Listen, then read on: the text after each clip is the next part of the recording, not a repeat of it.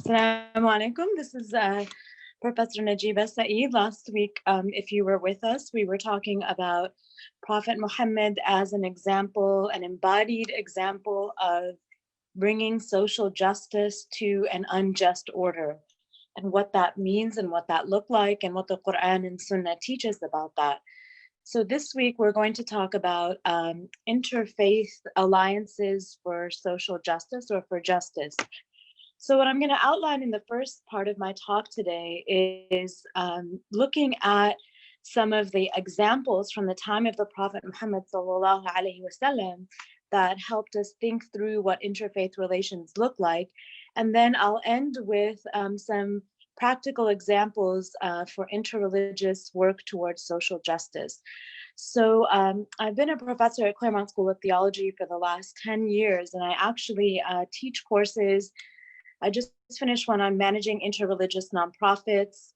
I teach another course called Interreligious Justice Movements, and another class called Comparative Religious Practices of Restorative Justice. So one of the things that's been a joy in my work is to teach these justice-based courses. And every course that I teach, actually I teach another one called Interreligious Justice, Interreligious Leadership and Dialogue.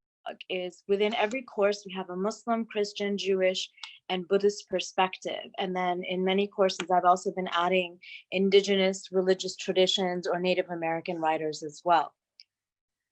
So as we build on our lecture from last week, remember we talked about the scholar Dr. Hamidullah, who mentioned that one of the ways that the Muslim ban, for instance, was broken during the time of the Prophet, when he experienced economic bans, familial bans in terms of engaging with the Muslim community, the very early part of his mission when the Muslim community in Mecca was in a state of vulnerability, because as we talked about last week, it was really more of those that were attracted to Islam in its early years of the mission of Prophet Muhammad ﷺ were often those that were at the margin of society.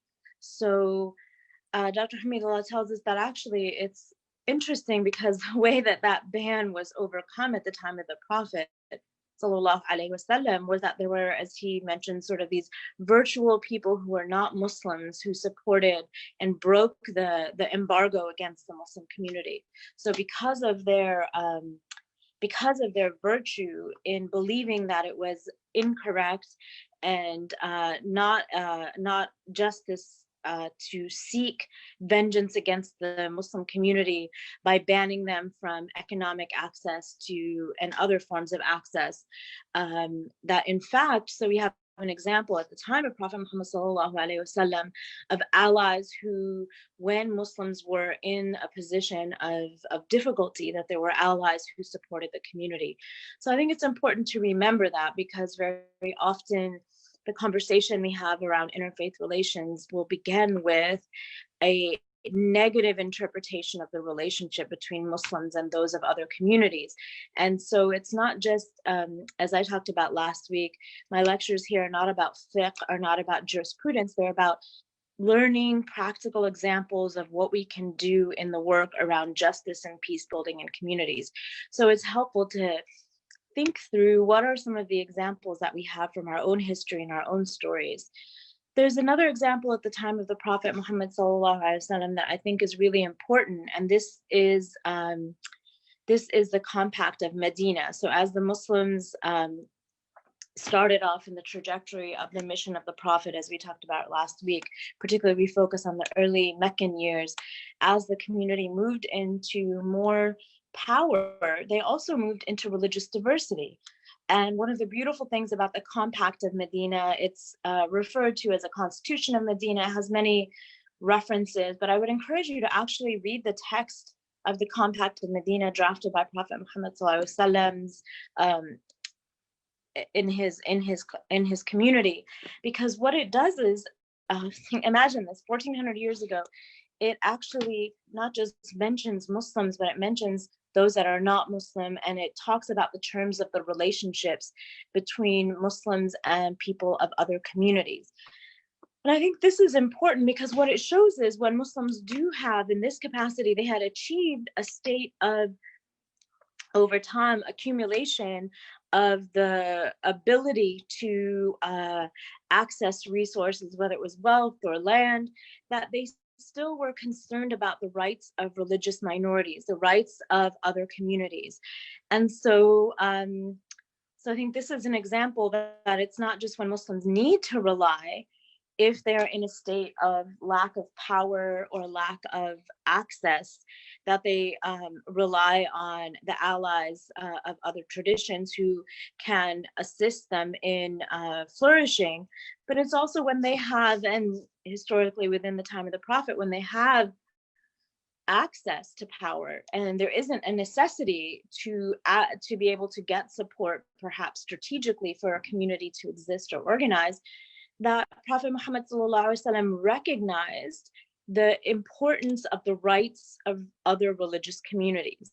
And so the Compact of Medina, I encourage you to read the Compact. We don't have time today, but we could actually go through and dissect the Compact of Medina. And the thing that I wanted to articulate here is that this is a really early example of what we would call a practice, a theology, a religious doctrine of religious pluralism. Religious pluralism is a recognition that there are multiple religious traditions and that they function, hopefully, within a society in some way to be able to coexist in ways that do not harm and damage one another. So I think it's a really wonderful example that we have from the early Muslim history. So I would encourage you to look at that, because it's a profound instrument that not just allowed for religious pluralism, but recognized religious pluralism and recognized the rights of others. And I think we could really think through conversations more effectively in our time.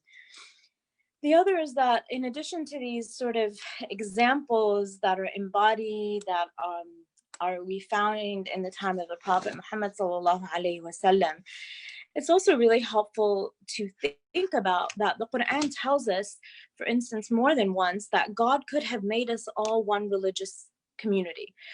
God could have made us all of the same mind. And that in fact, the Quran tells us that diversity of human beings, both of religions, diversity of tribes, diversity of ethnicities, diversity of culture, is actually something that Allah planned for the human condition. So diversity is not something, religious diversity is not something that I as a Muslim should feel shame about. It's not something that I should have grief about. It's something that Allah tells us in the Quran, that this is part of God's design for human beings. And that in fact, as the Quran tells us, the task of the human, of all humans, is ta'arafu, to know one another and to get to know one another. And this get to know one another is not just hello, how are you, but it is getting into and being in relationship with one another. And so I think that's really important, because sometimes the way we approach religious diversity is, again, from a negative connotation, that, oh my goodness, there's religious diversity. Why isn't everyone of the same background, the same heritage, the same religious articulation? And in fact, as a Muslim, I would approach it and say, well, look, this is a sign from Allah. This is part of the condition of human beings. This is part of our condition on this earth. And the test for us is, do we make the effort to get to know one another? And in fact, the Quran tells us the best thing to compete with each other is in good works, is in doing good in the world. So interreligious engagement can be based on this notion of, this is a good thing that there is difference. This is a good thing that there is diversity. And what we want to do to take it to the next step is we want to think about what is the good that we are doing in our community, and how can we extend that good? How do we cooperate, interreligious cooperation? How do we extend our capacity to do good works in the world? There's also another really beautiful example early in the time of Prophet Muhammad ﷺ that I really want us to think about. We know that the early Muslims were under so much stress. In fact, they were living under a level of stress and lack of safety that Prophet Muhammad ﷺ asked a delegation of them to go to Abyssinia, to historic Ethiopia, as now we would call it Ethiopia, and to seek refuge, asylum from the African nation at that time, as I mentioned, Abyssinia. And it was a Christian African dynasty. And I think this is a really important piece because, Muslims in the early part of their formation sought refuge in another. They left their city, they left that community and traveled across space. In that time, it was a significant amount of space. These days, we used to get on airplanes a couple of months ago and travel so quickly. But they traveled to another nation, and they traveled to and sought refuge from an African Christian king who gave them refuge after hearing one of the companions, Sahaba, recite Surah Maryam, talk about the Jesus in the Quran. And different commentators talk about what he did after he heard the story, because he was being challenged to not give them asylum. When the king heard the story, he said the difference between our religious traditions, and he drew a line in the sand saying, the difference between us, there's so much in common, and the differences rather exist. And yet we from what you have told me from your revelation, there is such a closeness between us. Always keeping in mind something I think that's important in the three examples that I've shared here about Prophet Muhammad's seerah in his lifetime and the companions of Sahaba around him, is that they were always, and in fact, there's another story of the Christians of Najran that came to Prophet Muhammad ﷺ, spent a few days in discussion with him about theology, about God, about Jesus. And in fact, we know that they left still being Christian. And obviously Prophet Muhammad remained being Muslim, but they left in a position of respect for him, and he also respected them. And I would encourage you to read that story, the seerah of Prophet Muhammad ﷺ. But I mentioned these stories because I think what's helpful is that Prophet Muhammad ﷺ and the companions did not apologize for their beliefs. They did not give up their Muslim identity. In fact, what they brought to the table in these multi-faith settings was a deep commitment to their tradition. And I think that is helpful because sometimes we feel like if we're going to do multi-religious engagement, interfaith dialogue, and what we'll talk about later is interfaith work for justice, that we have to give up our religious tradition. Some people say that if you come into this space, you shouldn't speak to your beliefs in a passionate way. And I actually want to encourage us to think of these examples that I've shared from Prophet Muhammad's time, where the dialogue, the conversation, the alliances, all of them were based on Muslims maintaining their identity, maintaining their beliefs, being grounded in their religious tradition, being grounded in the Quran, being grounded in obviously at that time, if you had the rahmah, the capacity to be in the company of the Prophet, imagining that they did not give up that tenacity, that belief, that holding on to their religious tradition. So I think it's really important that when we talk about interfaith engagement and conversation, it's not about diluting your religious tradition. It's not about giving it up. It's about coming with all of your beliefs into a space that you are looking forward to some form of cooperation with others. So I think that's really important, because I can understand when I talk about interfaith work, sometimes people say, well, if I have to come to the table and you don't want me to be able to be fully who I am, then I don't want to be in that space. And I just want to assure you that the kind of multi-faith engagement Prophet Muhammad gives us an example for is a confidence in our religious tradition, a belief in it, And at the same time, embodying, as the Quran tells us on a regular basis, this idea of humility. So there's a difference between a confidence, a belief, a holding on to, a dearly engaged, sort of a dearly beloved feeling of Prophet Muhammad SAW, his example, his teachings in the Quran.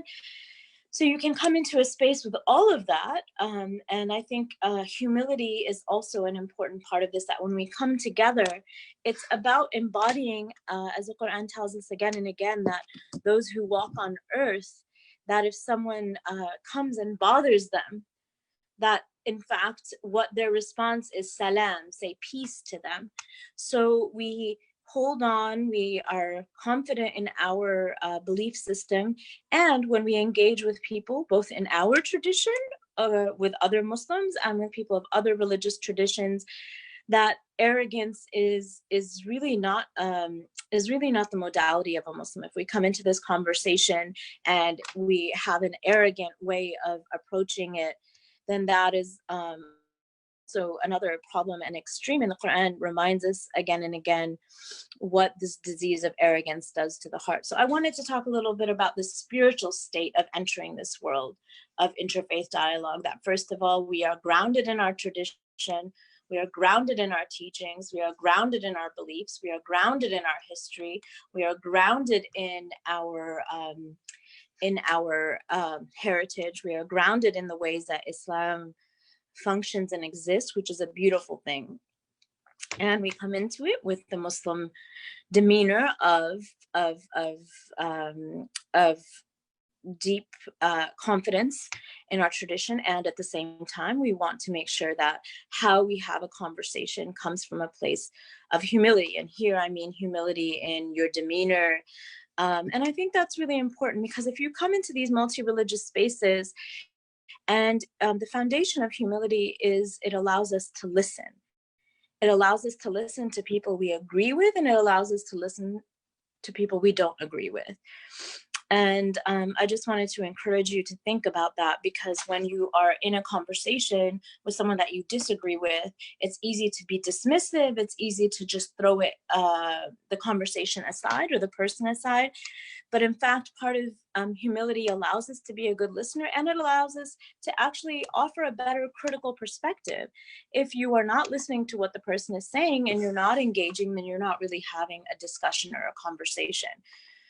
So some of the things that I have found in particular that are really important in the multi-religious work for justice, and I'm thinking about this particularly right now, as we're hearing really difficult stories of violence across the United States. For those of you that are joining from the United States, I was looking, I'm not from Minneapolis, I'm here in Los Angeles, but I was hearing about multi-faith, leaders on the ground in Minneapolis, where George Floyd was recently murdered by the police. And one of the really powerful stories that came out was an organization called Ma'un. I would encourage you to look at them.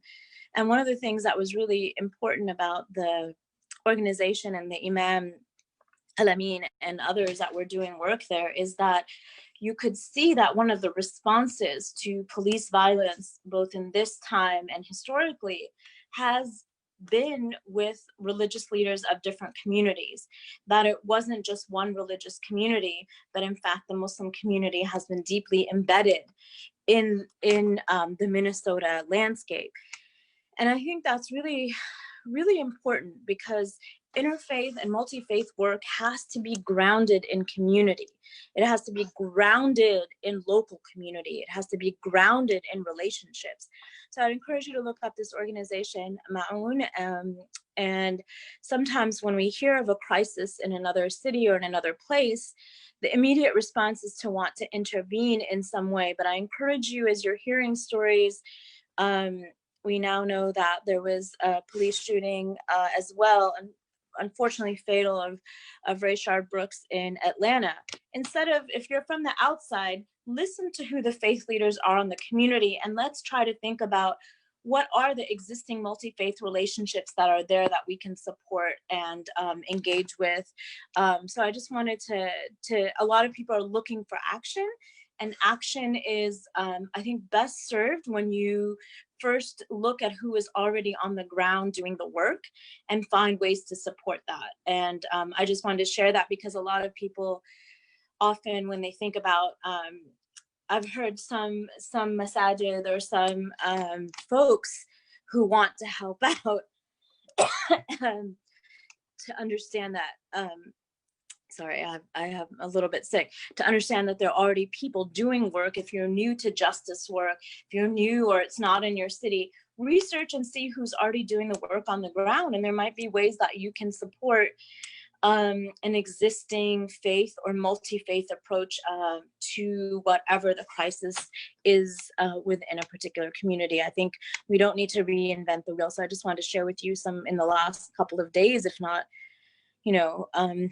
last couple of weeks have been incredibly challenging with the amount of violence that we have seen perpetrated, particularly against the Black community here in the United States. So I just wanted to encourage you first, before you step in and do work, look also at the Muslim organizations that can connect you locally, but those that are doing the work, like the Muslim Anti-Racism Coalition, Muslim ARC, and other groups that are doing that type of work. So in general, I wanted to first speak to the moment, obviously, that we're in, but also to consider on multiple issues of justice. When you're working in a multi-faith setting for justice, there are a couple of things that I think are helpful to consider. First of all is each community at the table needs to articulate and explore what their definitions of justice are, because there is not always a uniform approach to justice. Last week, we talked about the Muslim contribution, the Sunnah or the Prophet Muhammad's approach to justice and how it was articulated. So for instance, in the Jewish community, Tikkun Olam, the healing of the world, in the Christian scripture, the notion of peacemakers and their role, the notion of justice, how you treat your neighbors. I think it's helpful to have each community share what are their approaches to definitions of justice, because I think sometimes we get together and we say we're here to work for justice, and I don't think that there's always a universal approach to justice. And I think it's really important to have a more open and universal definition of justice at times, but it's also important to understand where we differ. Maybe not everyone is defining justice in the same way. And so I just wanted to mention that. And that's a good time to understand that multi-faith engagement is also an intellectual engagement. It's not merely action in the streets, but what does a Muslim member bring to that conversation? And what do you learn from hearing from a Buddhist practitioner at the table? What do you learn about justice? How do we enrich the conversation instead of reducing it to one approach, instead of reducing it to one definition of justice? How do we articulate and understand? So this is really important. Before you can do multi-faith work, I think it's really important to be grounded in the Muslim tradition, as some of the examples that I gave you earlier. If you are not knowledgeable about your own tradition, then when people ask you questions, you won't be able to explain what is the definition of justice within the Muslim tradition. So I think it's really important as a Muslim, if you think about the multi-faith work around justice, you really have to have a clarity on what justice means to you, but you also have to have a clarity on why you're doing multi-faith work. What in the Muslim tradition supports multi-faith work? You have to be very clear about that. And that clarity for everyone around the table of different traditions, before you go into action, before you jump into doing things together, have that conversation. It is a religious literacy conversation where you become more literate about your religious tradition and with each other. I often tell people, when we come together as either scholars or activists for multi-faith justice work, it should sharpen our pen. It shouldn't dilute us as scholars and activists. It should actually sharpen our pen and sharpen our strategies. The second thing I wanted to talk about is that it's important to work in times of peace before a conflict or a crisis comes up, to work in times of peace together. Because what can happen is a lot of times multi-faith activism or interreligious justice work happens, as we've seen, as I mentioned, the rise, the will happen when there's a particular crisis. Sometimes a crisis happens abroad and it influences interfaith relations in the United States. Sometimes a crisis happens here in cities and communities in the United States. So you can imagine if the first time you reach out to the Jewish community is when the synagogue is bombed, or the first time that the Muslim community is hears from people of other religions is when the mosque has been vandalized, or the first time you think to have a conversation across your whole city is when there has been serious violence targeting one community member or a whole community. So I always encourage people, before you get to that point, spend some time together in building relationships. So multi-faith engagement for justice is an educational process, as we talked about in point number 1. It's also a relational process, that you don't start off with the difficult issues the moment you meet one another. You don't start off with the things that are hard to resolve between different religions. You start off with building relationships, with breaking bread, with visiting each other's places, visiting each other's sites. I mean, one of the things that's been most effective for me is taking people to a church, a mosque, a synagogue, and visiting each other's spaces. Because you can talk about a religion, I can have a speaker come in, but it's very different to actually see a whole community practice their tradition. And here, it doesn't mean that you participate necessarily, that you go in. If you are visiting a church, you can sit and observe. You don't have to be a part of the worship, because if, first of all, that may be problematic. You may not feel comfortable, but also the worship may be something that, as we said, within going into this work with confidence, that you maintain your religious identity. It's not about becoming Christian. It's not about even necessarily sharing in the worship of Christian practice. You maintain your boundary as a Muslim. It's being in that space and observing and learning about other religious traditions. I can't tell you how many times when I bring my graduate students both to Islamic Center and other masjids, how much it changes their perspective. Because suddenly they see men, women, children, they see a whole family, they see what it means to live as a Muslim. And this lived religion, that's what scholars call it, this lived religion component is only something you can learn when you experience one another's traditions.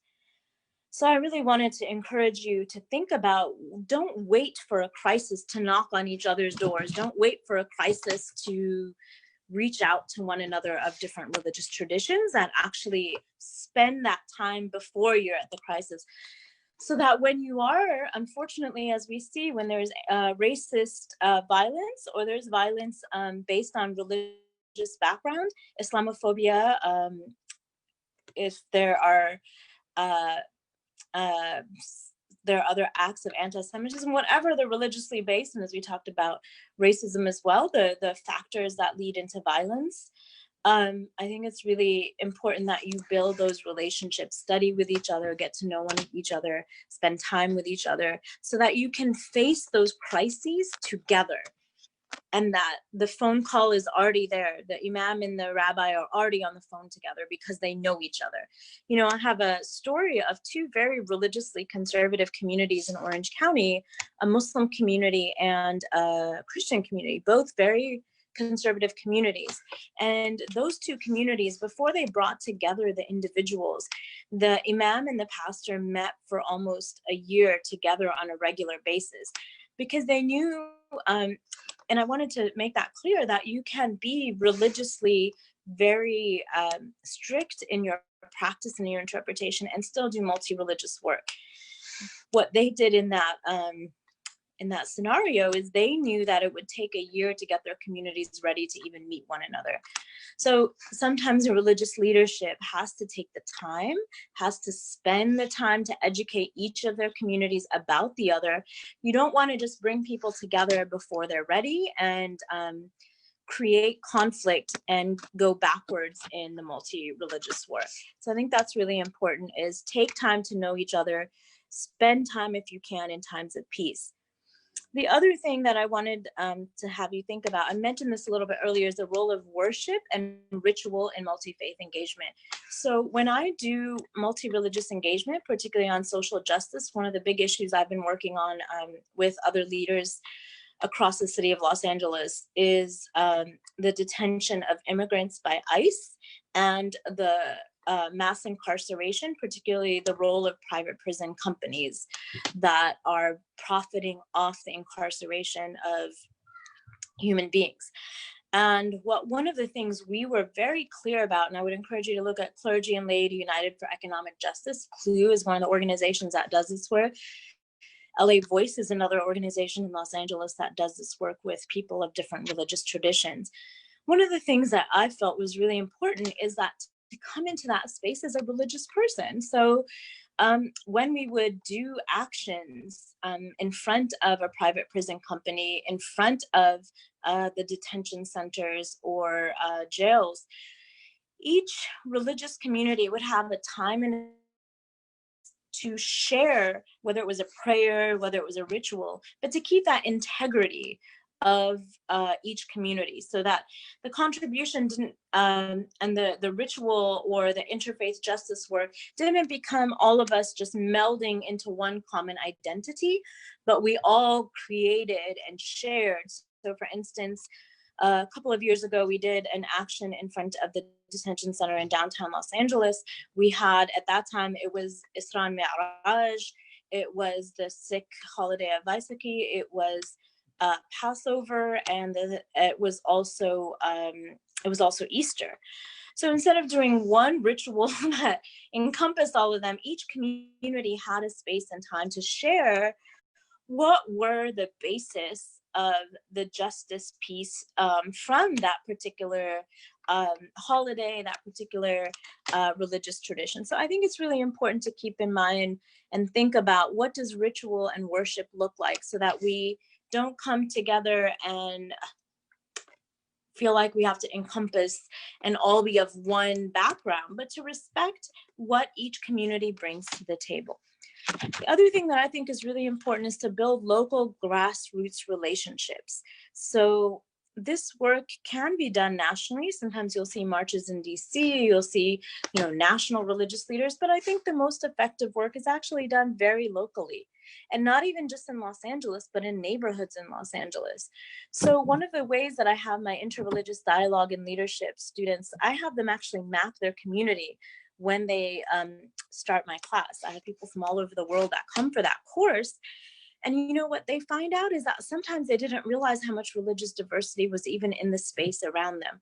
So I was thinking about the Islamic Center, one of the interreligious things that happens, but it's not called interreligious, and something that my children and I participate in is the food pantry on Saturdays. Before the pandemic, we would go very regularly and serve food to the families that were in need, and that began to count on the food supplies. That is also a justice practice. Justice doesn't have to be just marching against policy issues. It can also be addressing the crisis that exists here in Los Angeles, and I'm sure in other cities, the crisis of families that are they live without shelter, and they live in very precarious economic situations. This idea of food justice or access to food is a huge issue. So that is something that faith communities have been on the forefront of. So part of this local work was the mosque is building this food pantry. It's been going on for several years now. And just a beautiful story. I was with my kids a couple of months ago serving food. What we do is that we collect a week's supply and give it to families who come to collect. And the people that come to support, the people that come to rely on this service are actually mostly people who are not necessarily Muslim, that are not all mosque going, but they're people who can live or walk within walking distance of the mosque. After we give out the food to the folks that come in line, then we go to the park that's across the street from the mosque and give out meals there. So what this kind of localized justice work does is it is interfaith, because it is one faith community serving whoever is in their area. And I think this is a really profound way. Imam Warith Deen, who, rahimahullah, one of the great leaders of Islam in the United States, talked about this as it is sort of a theology of neighborliness, that the Quran and the Sunnah tell us that we have to serve those that we are neighbors with. And that extension of neighbors, different scholars have, the limitations of how many houses in this direction or that direction. And I think this is really important because not only is it our personal neighbors, but it's the neighbors of our houses of worship. If we're spending money, it's an injustice to spend $25 million on a dome or building your mosque without, it's not an injustice in itself to do that, but not to take into account, are you benefiting the community around you? Are you building something that will support the practices of those that are dealing with injustice of food, injustice of support of housing? So I think it's a really beautiful example that we think through who and how are we doing this local grassroots street block by block justice work, and to seek out partners that are already doing that work. I mentioned that earlier, that you don't want to jump in and try to save a situation. You want to work with those that are already there. But this idea of neighborliness, this idea of how do we do justice work that's interfaith by its very nature, because we don't care who the neighbor is. I don't ask, are you Muslim? Are you Jewish? Are you Christian? And then I will feed you. I will try to make sure that you're housed. In our tradition, that is a right of your neighbor, whatever their background is. And so I wanted to encourage us to think about interreligious work. Another thing that we have often to consider in multi-faith justice work is that it's very effective to actually interrupt, as we talked about last week, interrupt systems of power, to do it in a multi-religious setting. Because I'll give you an example. There was a local elected official who was not meeting with one of their constituencies, who was a DACA recipient.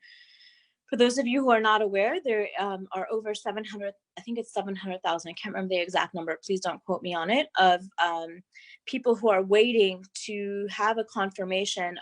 There was an Obama era program that gave a form of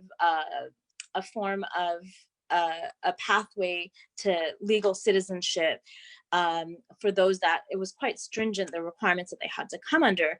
And this has been challenged by this current administration. And so we're waiting actually within the next couple of weeks, a Supreme Court decision that will either validate or invalidate that program and affect just so many people that are on the front lines of service in the United States, particularly in this era of the pandemic. So there was a congressperson who, an elected official, I think, who wasn't meeting with a constituent that was a DACA recipient, someone within their district. And instead of just having a pastor, this person was not Muslim. This person, I think, that was Christian. Instead of just sending a pastor in to go justice work, to interrupt, this idea of interrupting a practice that was unjust. The practice was unjust not to meet with this individual. We actually sent a delegation of a pastor, a rabbi, Muslim leaders, Jewish leaders, people who don't follow any one particular religious tradition. So this delegation is sitting outside the office of this elected official. And so you can imagine this elected official is seeing these people of different religious traditions come out and say, this is an unjust decision that you're not taking into account the needs of this person who is a part of your community, who is dealing with a very complex and difficult migration status issue. So that elected official relented. We weren't sure. Sometimes the interruption means moving into more escalated, always nonviolent action, but just the visual of seeing these different religious leaders come to the table, it was really enough for this elected official to say, wait, these people are here, and people of all these different religious traditions see this as an injustice issue. They're here to witness the injustice. Almost every religious tradition talks about the witnessing, the standing for truth, against injustice. We talked about that last week from the Muslim tradition. So it really shifted that whole scenario, and ended up becoming one in which those constituents were able to have their needs met. So to think through that when we are challenging power, it's something you can do on your own. But if you're challenging things like unjust systems we talked about earlier, whether it's police violence, whether it's issues of migration, that having a coalition, really frankly these days visually, is so important, because that coalition brings so much power to the table. And I think that that also shows that strategically, when you're doing interfaith justice work, it shows that this is not just a Muslim issue. This is not just a Christian issue. This is an issue that affects people. This is an issue that people feel is unjust from different backgrounds. So to kind of hone in on this fifth point, it's important to stand for issues that don't just affect you as an individual or a community. It's important that when another community is being affected, that you stand up for justice. So in the work that I do, that means as a Muslim, I don't narrowly define that I'll only be here for this one particular issue. Solidarity is about standing up whether or not you are always affected by the issue, whether or not, as sometimes we say, you have skin in the game. And I think that's really the challenge to interreligious justice work is, do we have an ethic? Do we have a notion of justice that transcends just that which affects me? And that's where this idea of solidarity is so important, and standing together. And as I pointed out, it's not just standing together because we believe it's right, but it actually is also just more effective. Last of all, I'm going to end with this point, is that when we think about interreligious justice movements or interreligious work, you can't do away with the notions or categories or identities of race, class, and other factors. So for someone who is dealing with anti-Black racism as a Muslim, within the multi-religious work, that means those that are non-Black Muslims, Muslims of other backgrounds, we have to keep in mind that injustice doesn't affect everyone the same way, and listen for how communities that are dealing particularly with forms of historical oppression and injustice, how it affects those communities. And part of the solidarity work is also, we call intra-faith work, not just interfaith work, but intra-faith work. So I felt like I couldn't leave this discussion today without speaking, as we did last week, looking inward. What are the injustices in our community? What are the injustices of racism? The injustices, there are injustices around class. By class, I mean access to wealth. And how are institutions of our Muslim community supporting that and questioning that? What are the injustices around ableism? Ableism are when there are individuals dealing with different disabilities, are our masajid accessible to them? Are the ways that we teach accessible? I think one of the things that I hope we continue, I'm going to end in about 2 minutes, but one of the things that I hope that we continue to think about is how we've been broadcasting so many of our programs online. That makes it more accessible to people who can't physically come to the mosque. And I hope that we actually continue to do that, because accessibility is something, I really think that is one of the edges that Muslim communities have to deal with. Mental health issues, that's also something that our communities have to be much more forthright about dealing with, taking away the stigma of accessing help. Recognizing what are the injustices that people who have mental health, who are dealing with mental health issues, what are the injustices they face, and having the mosque, instead of be a place that pushes them away or excludes them or maybe even criminalizes them. I've seen folks that need mental health services, and when they come to the mosque, instead of us being a place that helps with that, criminalizing it and trying to seek ways to exclude them. I think that's really important, that we think through some of these edges of where some Muslim communities and mosques and religious organizations are far ahead in that work, and some of us are just beginning to understand. So to recap the conversation today, there's so much more that we could talk about, but to recap the conversation today, we have examples historically in the Sunnah of Prophet Muhammad ﷺ, where multi-faith relationships were important in times when support was necessary, but also when Muslims were in times of prosperity, they also were still important. And in fact, religious pluralism was a very important factor in the ways that Muslims related to others in the time of the Prophet. That in fact it was, as we talked about, the Ethiopian community, the Abyssinian community that offered refuge to the Muslim community very early on. So we have so many examples of how Muslims dealt and engaged with diversity in the time of the Prophet Muhammad ﷺ. And then we talked about sort of 6 points today of how to think through multi-faith engagement in our time. One of them is to explore the definitions of justice, to be grounded in our religious traditions of our own, to work before a crisis happens, to think of the role of worship and ritual when we do multi-faith engagement. We talked about building local grassroots relationships, and that if we want to assist in other scenarios or in other communities, don't jump in and try to take over, but learn and support and understand what's already happening on the ground. And that our own institutions should exhibit and embody, as we talked about Imam Warithdin's idea of a theology of neighborliness, of serving the whole community that surrounds us, regardless of their faith background, that it's important. And we have a long history of Muslims doing that in the United States, particularly the Black Muslim community all over the United States has been serving people in the broad range of their community and learning from that example.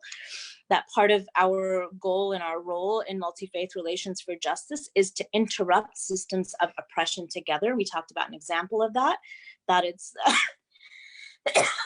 it's not just about standing up when my community is affected, but standing up when other communities are affected to build trust so that we stand in solidarity in multiple situations. And that when we want to ask for help, we have to also have given help. I mean, that's a basic human concept, but also a deeply religious idea of mutuality, that we don't just take, we also are generous in our giving. And we ended also with this notion that we have to pay attention to that justice and injustice are not equally experienced by all communities, and hearing and listening to communities within the Muslim spaces that are dealing with forms of injustice, economic, racial, ableist, whatever those may be, and they can all be intertwined. In fact, there could be a community affected by all of those, that we think about how our institutions are supporting, unfortunately, some of those practices, and what needs to be done as a community to serve those needs, not just externally, but also internally with our community. Shukran, jazakumullah. It was a pleasure to be with all of you today.